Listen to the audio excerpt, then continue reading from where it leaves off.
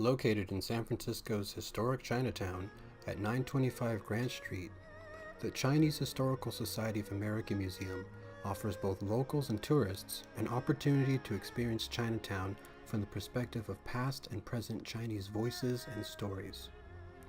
In the words of the CHSA, its mission is to show the profound impact of Chinese American history on U.S. laws, policies, and attitudes in order to leave no doubt that this history has been fundamental to the development of the United States, to the evolving definition of who is an American. In order to meet this goal, the museum is showcasing an exhibit titled Chinese American: Exclusion-Inclusion, which includes displays of artifacts, reproduction, and facsimiles, evocative models, mini dioramas, 2D and 3D installations, and audio and video presentations. The exhibit is broken into 5 sections, with sections 2 through 4 forming the primary narrative. Beginning with a replay of the American Revolution and its connection to Chinese tea via the Boston Tea Party, the next primary sections to the exhibit follow a clustered timeline approach. The exhibit is broken into 5 sections, with sections 2 through 4 forming the primary narrative. Beginning with a replay of the American Revolution and its connections to Chinese tea via the Boston Tea Party, the next primary sections to the exhibit follow a clustered timeline approach. Section 1, The United States and China, 1784 to 1905, sets the stage for U.S.-China relations, beginning with the violent and traumatic introduction of China onto the world stage by the likes of imperial nations such as Great Britain and France, which used their technological and organizational superiority to enforce unfair treaties and an opium addiction on the people of mainland China. The exhibit posits that it is this dynamic between China and 19th century industrial nations on the world stage that informed the attitude and conduct of non-Chinese peoples toward China for the next 100 years. Following the narrative of Chinese immigration and involvement in the Industrial Revolution and the building of the Transcontinental Railroad, the exhibit enters into the complex and contradictory notions of inclusion and exclusion that permeated U.S. attitudes during the era. This section links with Section 2 by bringing attention to the contradictory attitude of the U.S. as a whole in desiring cheap labor for its economic ends, but then scapegoating this critical and useful labor by means of racially and socially motivated economic vigilantism, with this populist activism culminating in eventual state and federal legal action against the Chinese. Section 2, The Machinery of Exclusion, 1882 to 1943, covers the post-industrial relationship between Chinese immigrants and residents and the U.S., notably how the levers of power, particularly during the Progressive Era, were enhanced and utilized to systematically exclude and marginalize people through the use of racially based immigration quotas. The exhibit argues that such immigration policies and attitudes continue to inform U.S. social and legal policies towards immigrants, non-whites, and non-residents. Therefore, modern conceptions of immigration and naturalization were born out of this relationship between the U.S. and Chinese immigrants and residents. Section 3, Journeys in America, 1882 to today, and Section 4, Epilogue, build on the grand narrative by overlaying displays and demonstrations of the lived experiences and legacies of Chinese people over the last century and a half.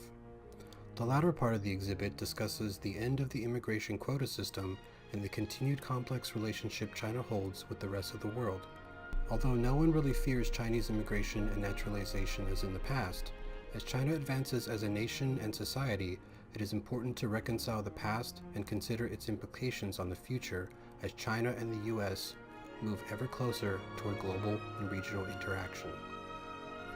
On the CHSA webpage, visitors can find additional information regarding the museum and its mission, including hours of operation, information on reservation policies and visitations, information on how to donate and volunteer, and additional educational material and online exhibits.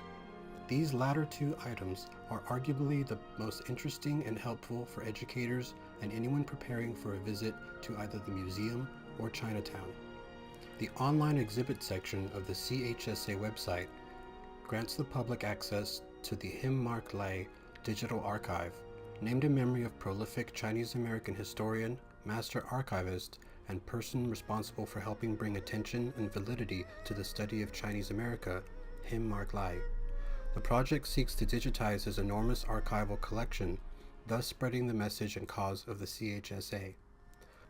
Other exhibits of note include a series of testimonials from Chinese individuals who experienced the 1906 earthquake that ravaged the majority of San Francisco and incinerated Chinatown beyond recognition. The testimonials offer a glimpse into how the tragedy and calamity of the earthquake and fire endangered the future of Chinatown, but also represented a new beginning in its history. As part of its digitization efforts, the CHSA is working towards scanning and making available to the public several images of Chinatown spanning the last 100 years. Although the online exhibits, with their access to primary sources and information, offer a preliminary means of engaging curious visitors to the website and grant some educational value, it is the curriculum guide accompanying the central exhibit, Chinese American Exclusion-Inclusion, that offers practical guidance and applications for using the exhibit and additional resources as part of teaching a lesson or unit in social studies instruction. The Education Guide section directs you to a link where you will find the curriculum guide designed to be used in conjunction with the CHSA exhibit. The guide includes a basic overview of Chinese American history and the Chinese American Exclusion-Inclusion exhibit. The curriculum is broken into 3 units, which aligns with the principal 3-part breakdown of the Chinese American Exclusion-Inclusion exhibit. Each unit section presents resources and documents for examination, as well as discussion questions to accompany the resources and stimulate complex and critical thinking. The historical resources possess their own individual sections within the curriculum guide, and like all content, can be easily accessed by clicking on their title under the table of contents. Unit sections conclude with suggestions for educational activities and projects that build on the unit's content focus. Additional useful educational resources found in the curriculum guide include an appendix listing historical laws affecting the Chinese in America, a suggested reading list, glossary, and a list of printable resources. Due to the presentation and interactivity of the exhibit, website, and the accompanying curriculum guide, I highly recommend the CHSA Chinese American Exclusion-Inclusion exhibit and downloadable curriculum resource guide to anyone involved in social studies education or with an interest in how the intricacies and complexities of Chinese and U.S. history have shaped the definition of what it means to be an American.